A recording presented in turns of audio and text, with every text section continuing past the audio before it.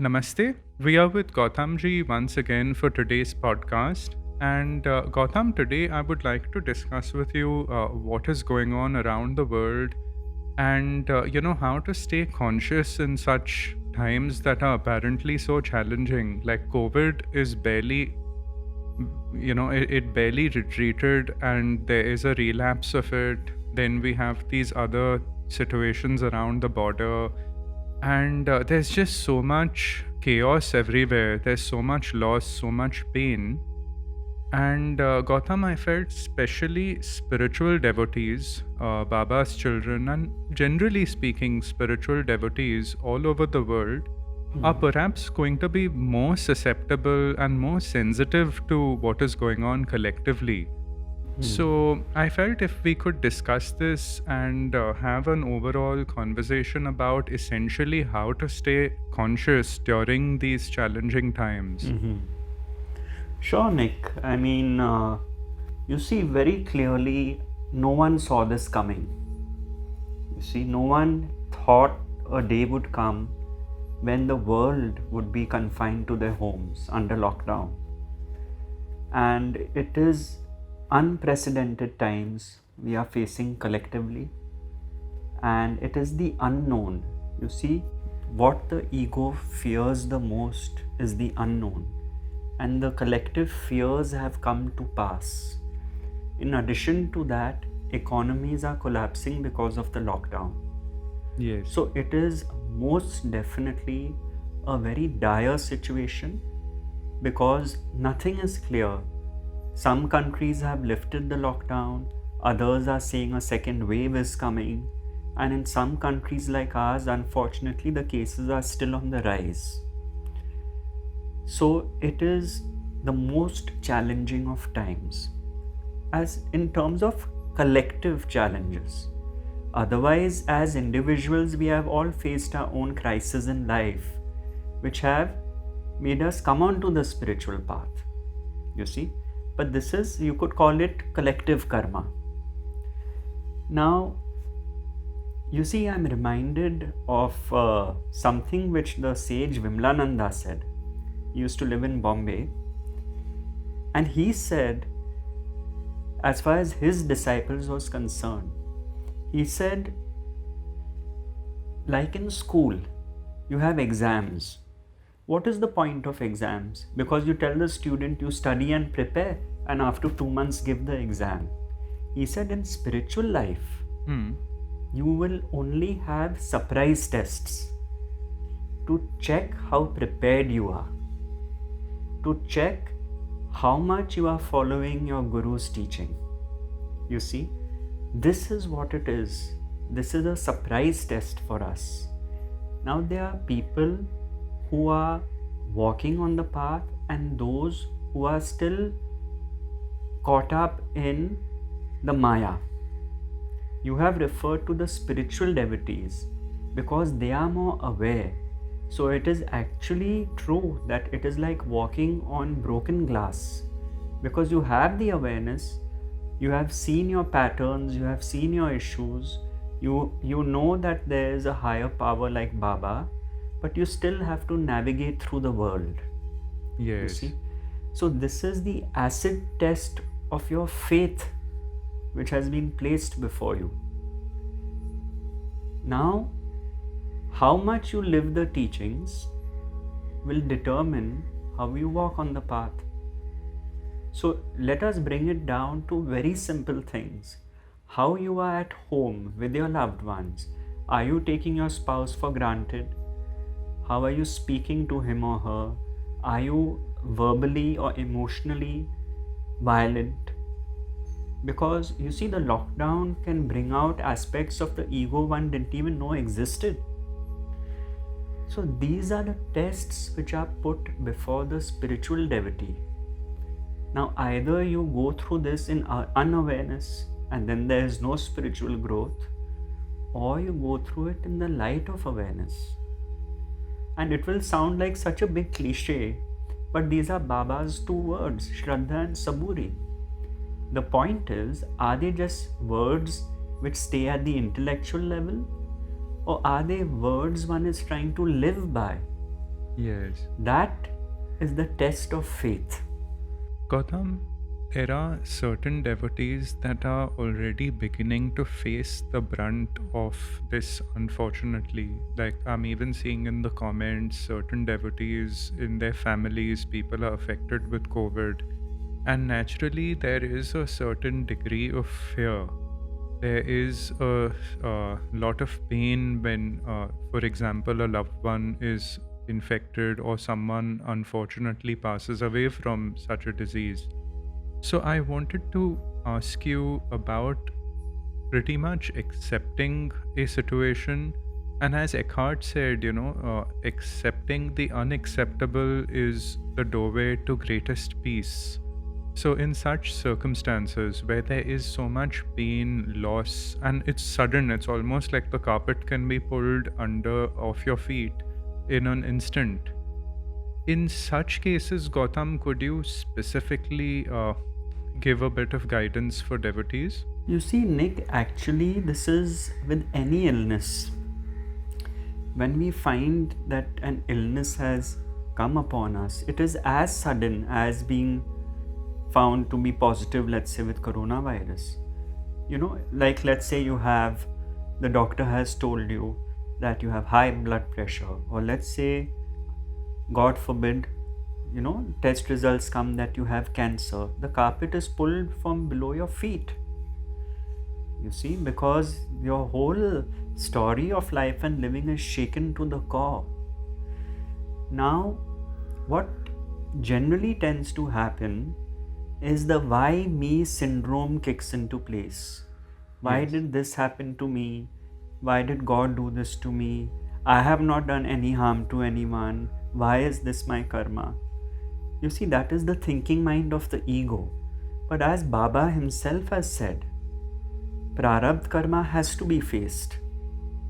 You see, the question is, with what attitude does one face it? Now, unfortunately for us, with this pandemic, one more illness has got added on to the baggage of illness, and something which we can catch unknowingly just through contact. So that is now the destiny of the world, and how long this virus lasts, we don't know. But the teaching stays the same, you see, that why not accept what has happened as the will of the divine, and thereafter do whatever is in your power to control it. So you see, that whole dialogue of the thinking mind, that is finished if one is a follower of Baba, if one is the follower of any true master. Yes. The master's words cut off this unnecessary dialogue which causes psychological suffering. You see, already you have the suffering of the situation to deal with. What is the course of action to follow, the doctors to consult. Now that still stays the same. The follower of Baba still has to do all that. But the difference is that the mind is not burdened beyond that by unnecessary thinking and blaming and finding fault with the world, finding fault with oneself, and all that stuff, you see. So, again, many people, when they are confronted with an illness, they become spiritual. They realize life is short. They realize their own lives they were taking for granted. So, it is always loss which turns one to the spiritual path. What is this loss? Loss of something which hurts me. Like, let's say you have a possession or a job and you lose your job. The fear comes up. Now what? That's the fear of survival. And then you say, what is this life?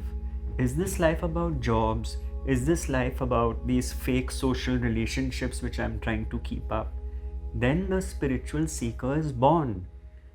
So that is why we are given these losses, so that we turn within. So it sounds like really unfortunate. Many people in my talks tell me, why did God have to give us the hard way to the spiritual path? But the point is that you would be completely lost in the illusion if things were not taken away from you. They are taken away to show you how transient everything is, how Yes. temporary, how fleeting. There's no security in a changing world, and the ego is trying to find security all the time. The nature is not one of security. The seasons change. There's not one season throughout the year. Life is change. And so, not only is everything in our lives transient, our own lives are transient. I mean, even we will come and go, Yes. you see. Yes. So, that sense of security is a false sense of security, which we are trying to find with outside things. So, all this is a turning within, a looking inside, not outside. Mhm. Gautam, it takes me to something that I've been feeling is that in these times, there it's all the more reason, even people who are connected with Baba, uh, that they focus more and even more intensely than ever on their sadhana. Because it's so easy today, just 10 minutes of watching the news. It's like if you have a bucket full of I think it was Bhagwan Ramakrishna who said that a pot full of water, and then you yourself drill a hole and then you empty it. So it's if someone does a bit of sadhana but then they start, say, watching the news or interact with people, and there's all this negativity going about and this paranoia of fear, all the more reason one has to be more vigilant and particular about their practices at this time. So, Gautam, could you talk a little bit about that? That during these times, how can devotees stay more focused with their japa, their bhajan, their meditation, and reading, so they can stay afloat amidst all this stuff that is going to come about? Yes, actually, both these points are very valid. Let's take the one about news and television, for example, first, because it is an important point. In fact, if your audience has read A New Earth by Eckhart Tolle, he has a couple of pages dedicated to television. You see, news feeds on fear. You will never see good news as such being a news item, right? It's all fear based, and if you're watching TV and news all the time, you see the content, and that content is absorbed by one's own mind, and then that becomes one's vibration. So all that negativity, the fear mongering, the constant showing of images which are fear based, all that is driven so that we get hooked to the television. Yes. When we get hooked to the television, what is going on there starts going on within us. So it is very important to understand what is being fed to our minds, because will our vibration be fear-based and toxic and negative, or will it be one of calm, peace and tranquility? So it is a very important point you have raised, that if the audience is watching television, please do so in awareness. Please understand that if it is triggering all your fears, it is doing its job, because they want you to see it. They want you to see it, so you see the channel, the TRPs go up, you see the Yes. ads, so they get Yes. ad revenue. Correct. So please be careful. And that too, there's so much fake news around. What is true and what is not, we no longer know. This has never been before like that. Or if it has, we didn't know about it. Now we know. The same newspaper in the States runs two different headlines in different parts of the United States depending on the readership profile. Can you believe that? That is the world we have come to. So the spiritual, the sadhak, the sadhana is to be aware. What is this collective conditioning that I am feeding into and being fed into? Being vigilant, being aware, not getting sucked into a pattern, into conditioning, and just playing out a mass collective kind of fear mongering, passing on WhatsApp messages all the time out of fear, and consuming all that news. Yes. Being vigilant by all means, reading what the experts say, what advice they give. But if the consciousness gets full of this fear based thinking, it will cripple one's life. The life energy, the life force will get crippled, you see. So, this is a very important point. And Gautam, one other aspect is there's stuff you see on TV, but things may get worse before they get better. I mean, in your neighborhoods, you may start hearing of deaths, you may start hearing of cases in your neighborhood, Yes. people around. God forbid there is a community transmission. And in cases like that, it can very palpably become, it can pull anyone down. And as I said earlier, spiritual seekers and devotees are sensitive people, maybe more sensitive than average people with their distractions. So, in these cases, I feel even more the reason, at least to even take care of their spaces. Like, I believe in one of the earlier podcasts, we had discussed some insights in how these advanced devotees have their shrines, their practices, they always have some bhajan going on, there is camphor. So, even energetically, a bit of work, to take care of your space because A, you're confined at home, and two, you have all this negativity around. So, I felt that could also be a bit of a shield that they could be very watchful of, even their physical space. Yes, that is true. But as you began by saying earlier, what is the sadhana, for example, and how can one immerse oneself in sadhana? See, the sadhana is for what? So that the thinking mind gets focus. The thinking mind, which otherwise is again going to read the newspapers, read this, read that, that is causing fear. The ego Yes. is thriving because of this rampant thinking mind, which starts imagining future scenarios. So let's say a guru says do mantra japa. Let's say Om Sai Ram, okay? The whole purpose of this is that the mind, the focus has now shifted to the mantra. You see, so it gets anchored and it is not now expending energy in all that other stuff. That is how sadhana becomes important, because in these times it is the mind which is going all over the place. It becomes more important for the sadhana to balance that. So let's say, even if you look at terms like Shraddha and Saburi, those are also aspects of sadhana. Yes. Faith, patience, perseverance are aspects of sadhana. So it's most certain that when the outside world is topsy-turvy, then the man or woman who is aware, whose thinking mind is not running all over the place, that awareness is what creates the shield of protection, you see. So on one end you have, like you said, rituals you could do. Now, for example, we light lamps all over the home because we like to. Light is light at the end of the day, you know.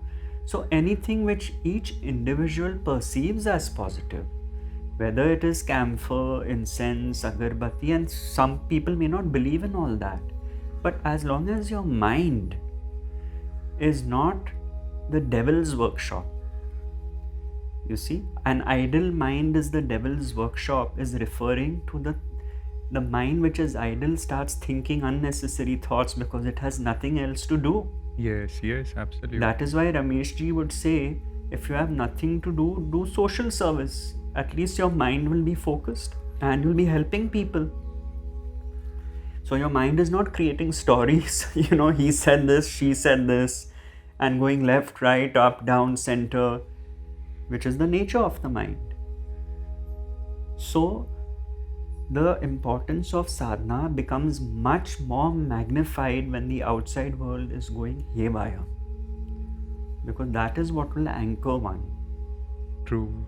It's almost like Gautam, there is this one thing going on the outside with corona, whatever, like wars and epidemics or whatever, and then you have this, the mind which everybody has, which is a problem in itself.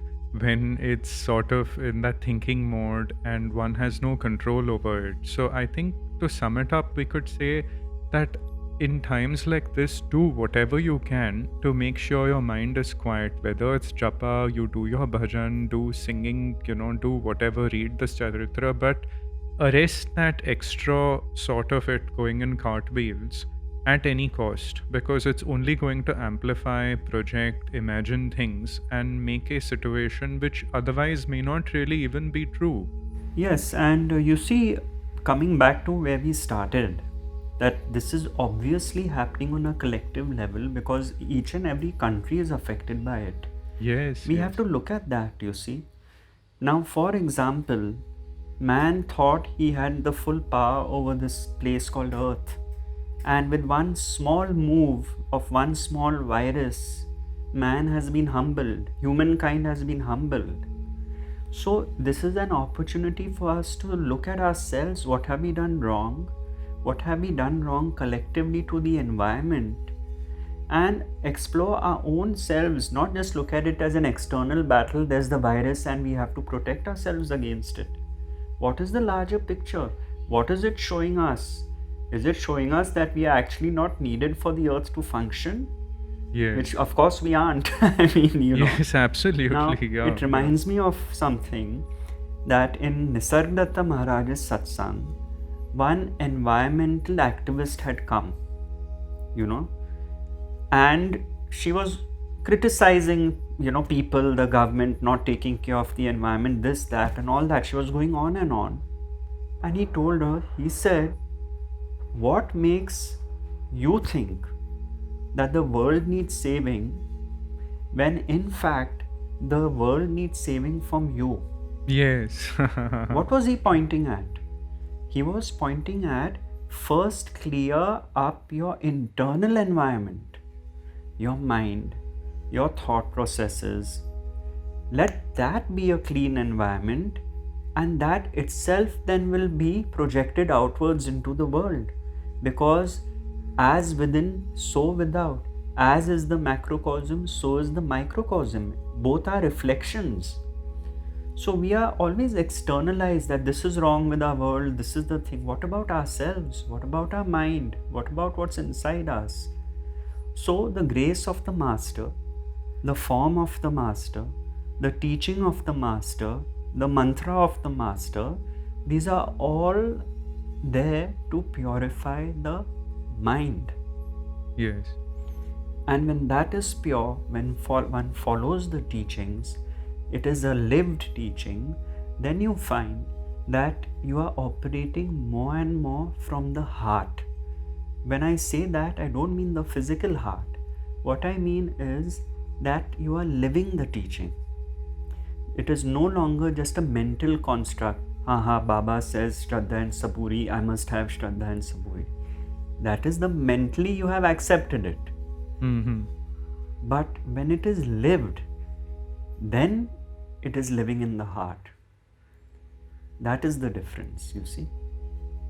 Gautam, thank you for your time today. This has been a very awakening talk.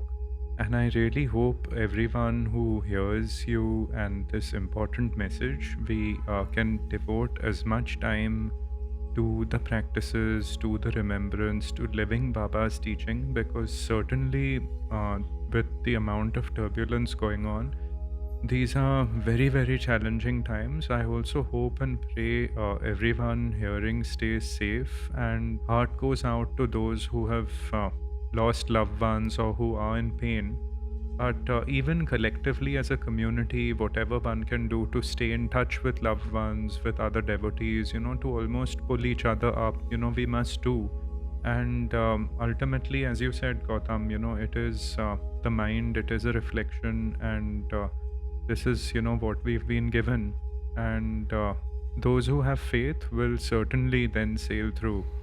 Yes, that is in the words of the Mother of Pondicherry. She said 2 factors that can take you through a situation. Have faith in the grace of the divine and have no fear. Now, I know it's easier said than done to say have no fear, Therefore, what I say is, when fear arises, witness the fear. Don't fight it.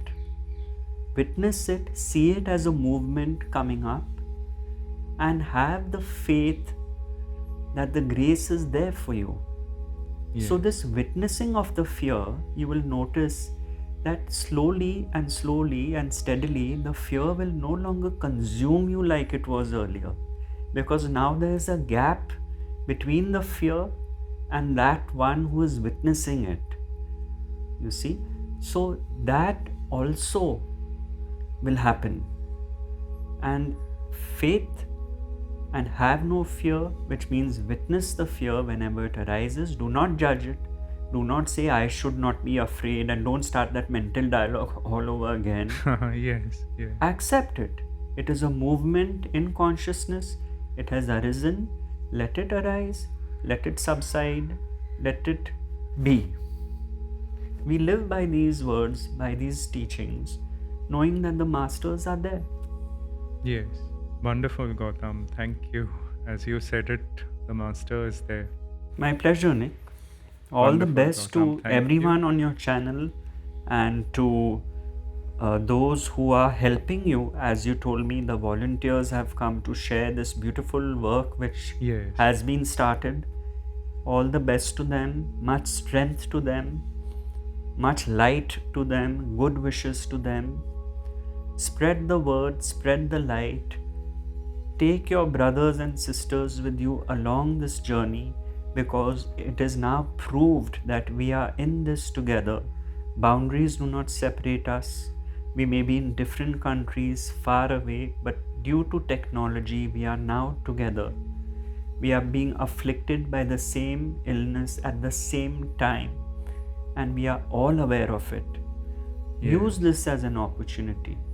The air you breathe and your brothers and sisters breathe is the same air. That is how you are connected. We are all on the same planet. That is how we are connected. This is an opportunity for global transformation. So come together, be together, walk this journey together on the spiritual path. Be the real Guru brothers and Guru sisters, Guru Bhai and Guru Behen, as they say in our tradition. Because this is Satsang, as I said in today's morning talk. Satsang, the company of truth. Sat Sang. And as Nisargadatta Maharaj said, Satsang is the remedy of all ills, mental as well as physical. Satsang, the company of truth. Noble company is another translation. Everyone listening to your channel is in it together as spiritual brothers and sisters. Yes. It's now our channel because, it's really transformed into a community project. And it's like Baba's children all over the world. It's like a little mala. They are all coming together where they were earlier scattered. And it's really wonderful. Like right now, it's at a micro scale. Few volunteers have come together. But it's so wonderful. And it's definitely picking up. And it does already feel like that mala of Baba's children, the little beads that were scattered all over, are now coming together. So, Gautam, thank you so much for your time and your wonderful insights. My pleasure, Nick, and all the best to everyone. Yes, thank you. Thank you, Gautam. Okay, take care. Bye. Thank you. Bye.